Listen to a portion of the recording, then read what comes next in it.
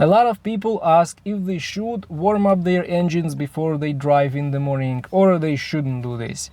And there are people and there are mechanics who say, oh, of course you should warm up your engine till it's fully warmed up, and there are people who say don't warm your engine even a second when you start driving in the morning. So where is the truth?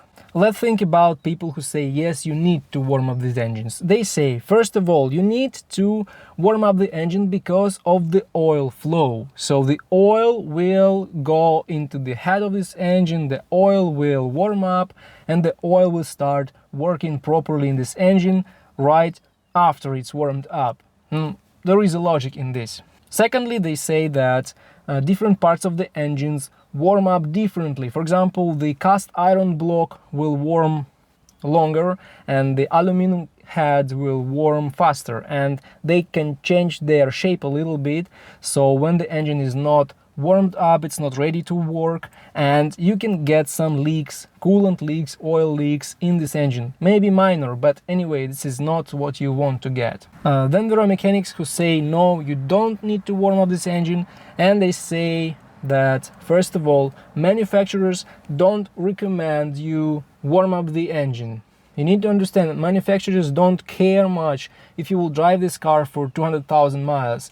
They care only for warranty period, and so they want to say you anything, but you need to think with your own head. Then they say you waste fuel when you do this. So you waste fuel when you warm up your engine.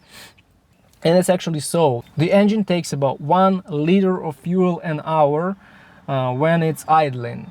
Maybe a little more when it's idling cold, because it's idling cold in a little higher RPM.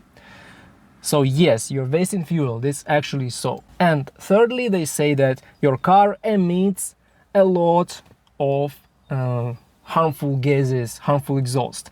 Yes, that's also true, and that's why a lot of manufacturers started to say that you don't need to warm up your engine even a second, and in a lot of countries you'll have this limitation that you can't idle for more than 30 seconds or something like that.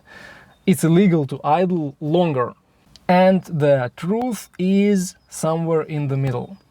Of course, you don't need to warm up your engine till it's fully warmed up. It will take 20 minutes, it will take 15 minutes, and it's not worth your time and money that you will spend on this. But still, driving your car right after you started it in the morning, especially in winter, it's not a very good idea.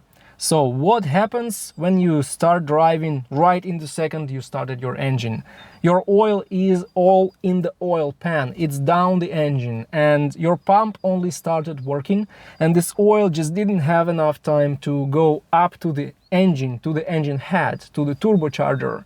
And when you press your gas pedal like crazy driver, you will get this engine working dry. And this will obviously shorten its lifespan. It will still live like 100,000 miles, maybe a little less, but after that you will start getting problems. So I recommend you warm up the engine about 30-60 seconds after you start your car in the morning, after it's been inactive for about 8-10 hours, 12 hours or more. This helps oil reach your head and go through all the thin oil passages that you have in your engine, and you're safe to drive. And after this, you need to drive carefully. So just drive slowly, don't press the gas pedal really hard, because when you do this, there is a problem of dry engine, so it will wear extensively when it's not warmed up correctly. This ensures that there are no extreme changes of temperature between different parts of the engine, and the engine is okay to work after maybe 5 minutes of driving. You can press the gas pedal as usual and you can drive as you want. Another important advantage when you do this is that your transmission will also warm up correctly, because you don't warm up your transmission when you start the engine, you warm up your transmission when you put it in D or R. So it starts warming up and lubricating only when you start driving. And that's why driving 5 minutes carefully will help you prolong the life of your transmission, if it's automatic, manual or DCT or whatever.